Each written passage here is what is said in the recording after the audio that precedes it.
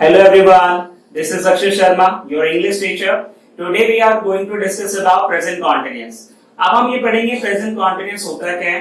आपको याद रखना है कोई भी ऐसा स्टेटमेंट जिसके एंड में आपके पास रहा है, रहे हैं या रही है आता है, यानी किसी वाक्य के अंत में अगर आपके पास रहा है, रहे हैं या रही है आएगा तो प्रेजेंट कॉन्टिन्यूअस कहलाएगा। ये आपको सिंपली तरीके से याद रख सकते हैं, हिंदी वाले हिंदी में याद रख सकते हैं और इंग्लिश वाले इस तरीके से याद रख सकते हैं कि कोई भी ऐसा एक्शन जो कॉन्टिन्यूअस हो, जो रेगुलर चल रहा हो, जिसके अंदर रेगुलरिटी आ रही हो, वो हमारा प्रेजेंट कॉन्टिन्यूअस कहलाता है। अब आगे देखिए जरा, प्रेजेंट कॉन्टिन्यूअस का रूल होता है दे ए subject plus is am are, verb की first form plus ING, object and etcetera. Rule क्या है कि सबसे पहले सब्जेक्ट यूज करना है, सब्जेक्ट के साथ इज एम आर यूज करना है, इज एम आर के साथ वर्ब की फर्स्ट फॉर्म के साथ ING plus object and etcetera. एक सिंपल सा रूल है जो गाइस आपको याद रखना है।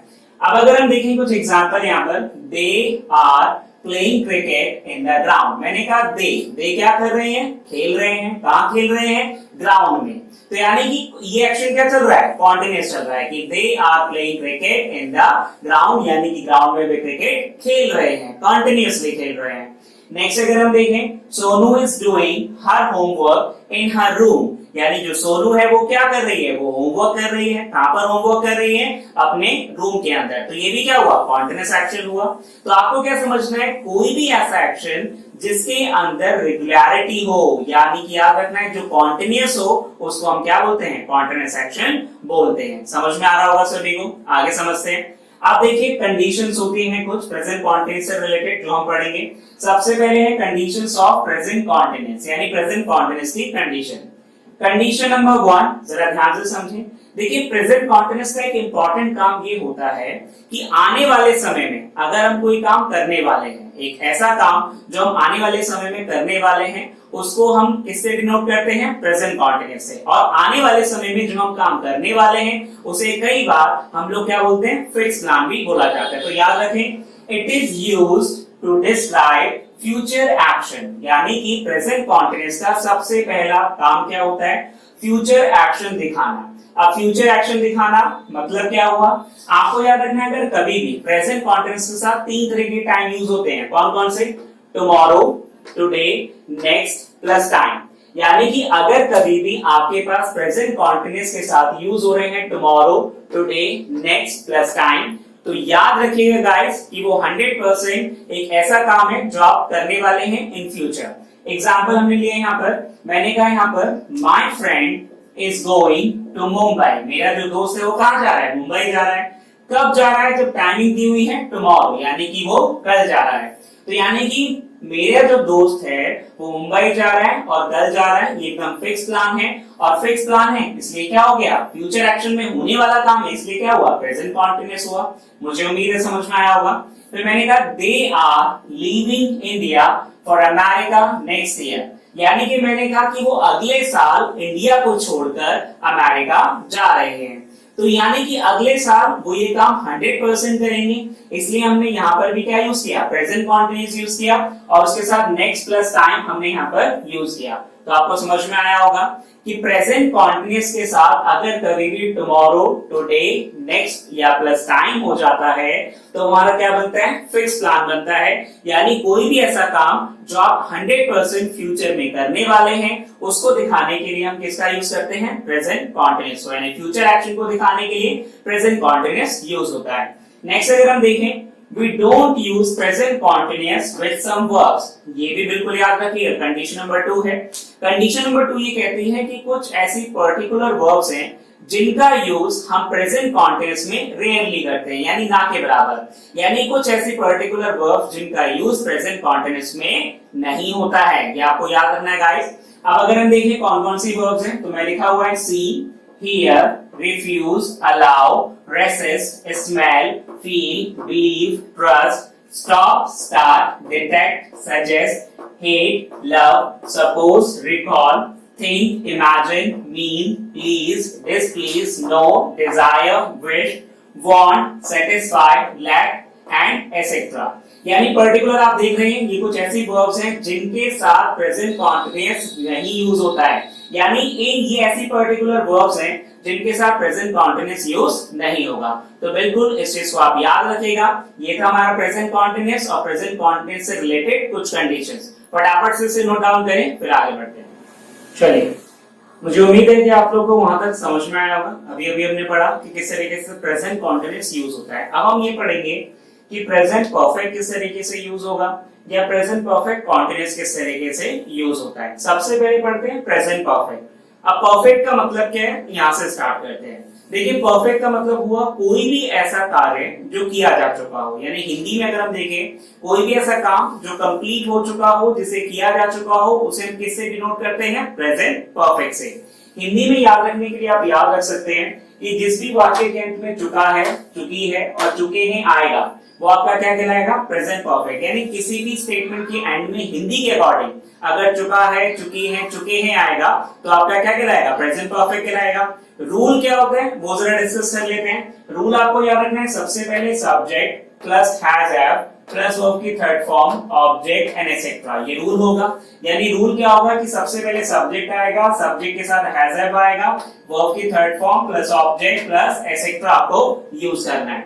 अब इसमें अगर हम देखें रूल कैसे यूज हो रहा है, जैसे मैंने कहा they have organised this function, यानी जब मैंने कहा they have organised this function, तो इसका मतलब हुआ कि वह ये फंक्शन ऑलरेडी ऑर्गेनाइज्ड यानी कर चुके हैं। यानी कि जो फंक्शन था ऑलरेडी ऑर्गेनाइज किया जा चुका था, किसके द्वारा, दे के द्वारा, यानी कि हो चुका था, हो चुका है, ये हमने बात की। तो याद रखना है कि मैंने कहा they have organised this function, यानी कि जो फंक्शन है वो ऑलरेडी ऑर्गेनाइज किया जा चुका है। अब नेक्स्ट देखें, Rohan has bought a new car. अब जो रोहन है उसने एक नई कार खरीदी है, यानी कि रोहन जो है नई कार खरीद चुका है। तो यानी कि दो स्टेटमेंट हमने यहाँ पर देखे, दोनों ही स्टेटमेंट में ये बताया गया कि जो काम है वो ऑलरेडी हो चुका है। They have organised this function, यानी कि वो इस फंक्शन को ऑर्गेनाइज कर चुके हैं। Rohan has bought a new car, यानी कि रोहन एक नई कार खरीद चुका है। तो ये चीज आपको याद रखनी है कि प्रेजेंट परफेक्ट बेसिकली जोर देता है ऐसे स्टेटमेंट्स पर जो ऑलरेडी कंप्लीशन बताएं, जो ऑलरेडी ये बताएं कि जो वर्क है, जो एक्शन है या जो काम है वो किया जा चुका है, तो उसको हम लोग किससे डिनोट करते हैं, प्रेजेंट परफेक्ट से। आगे बढ़ते हैं गाइस, प्रेजेंट परफेक्ट कॉन्टिन्यूअस को लेकर समझते हैं।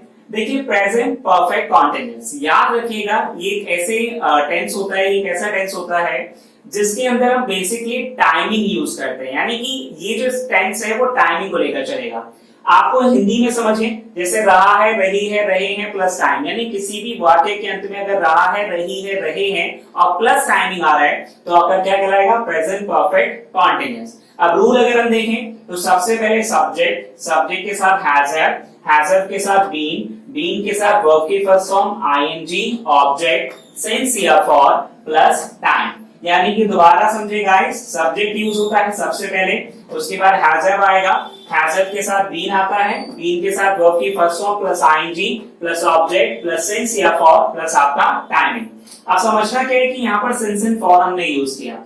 सिंस एंड फॉर किस तरीके से यूज होता है वो भी जरा समझते हैं। देखिए, सिंस का जो यूज है वो यूज होता है डेफिनेट टाइम को दिखाने के लिए। यानी सिंस की अगर हम बात करें तो सिंस का जो यूज है वो डेफिनेट टाइम को दर्शाता है, डेफिनेट टाइम बताता है, निश्चित समय के बारे में जब भी जानकारी लेनी होगी तो सिंस यूज होगा।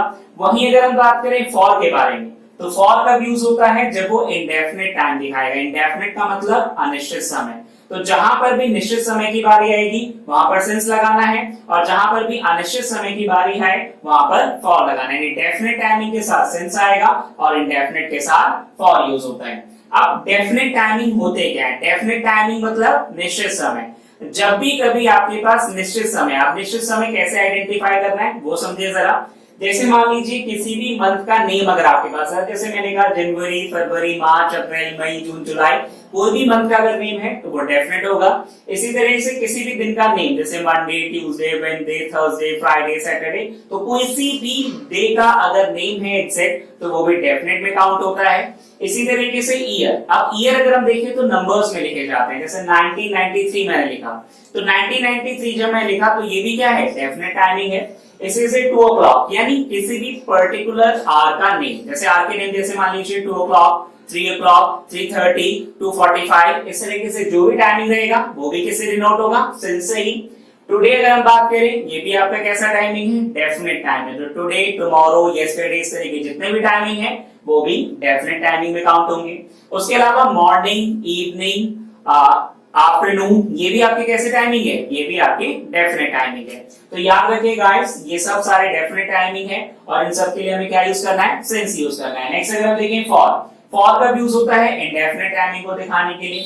इंडेफिनिट टाइम बेसिक होता है क्या, याद रखना है कि इंडेफिनिट टाइम का बेसिक मीनिंग होता है जब भी कभी टाइमिंग नंबर्स में दिखाया जाए। बिल्कुल गाइस याद रखिएगा, जब भी कभी टाइमिंग्स को हम नंबर्स में दिखाते हैं तो वहां पर हम यूज करते हैं आपका फॉर। एग्जांपल के लिए अगर मैं कहूं कि मैं 2 साल से यहाँ रह रहा हूं, अगर मैंने कहा कि मैं 2 घंटे से पढ़ रही है, तो 2 घंटे से पढ़ रही है, पर्टिकुलर टाइमिंग कैसे दिखाया जा रहा है, नंबर्स में। 2 आवर्स मैंने बोला तो आपका इंडेफिनिट टाइम कहलाएगा। ऐसे मैंने कहा 4 हफ्ते बोल दिया, 10 सेकंड बोल दिया, 20 मिनट बोल दिया, तो ये जितनी भी टाइमिंग्स है ये सब क्या बताएंगे, इंडेफिनिट टाइमिंग यानी अनिश्चित समय बताएंगे।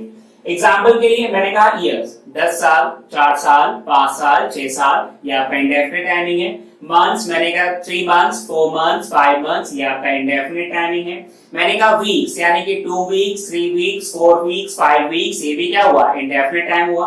सेकंड्स अगर हम देखें, 2 सेकंड्स, 3 सेकंड्स, 4 सेकंड, 5 सेकंड्स, ये भी आपका क्या हुआ, इंडेफिनिट टाइम हुआ।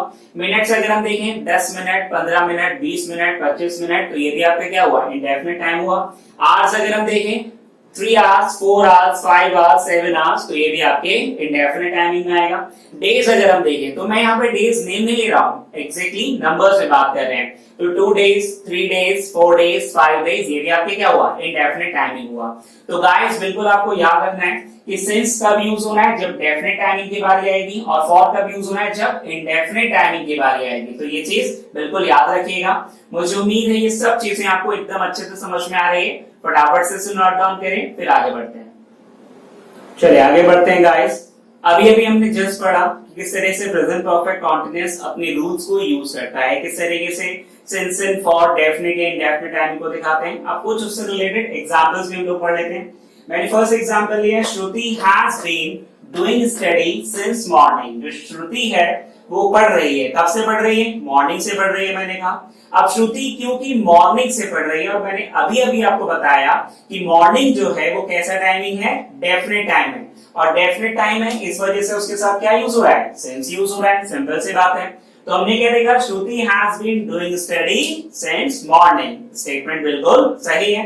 नेक्स्ट अगर हम देखें, your friends have been playing in the ground for 3 hours, यानी कि जो तुम्हारे दोस्त हैं वो ग्राउंड में खेल रहे हैं। कब से खेल रहे हैं, 3 घंटों से खेल रहे हैं। तो अगर हम देखें पहले वाले स्टेटमेंट के अंदर, फर्स्ट स्टेटमेंट के अंदर, फर्स्ट जो स्टेटमेंट है वो हमें बता रहा है डेफिनेट टाइम, यानी कि निश्चित समय के बारे में, कि जो श्रुति है वो पढ़ रही है, कब से पढ़ रही है, सुबह से पढ़ रही है, जो कि डेफिनेट टाइम यानी निश्चित समय हुआ।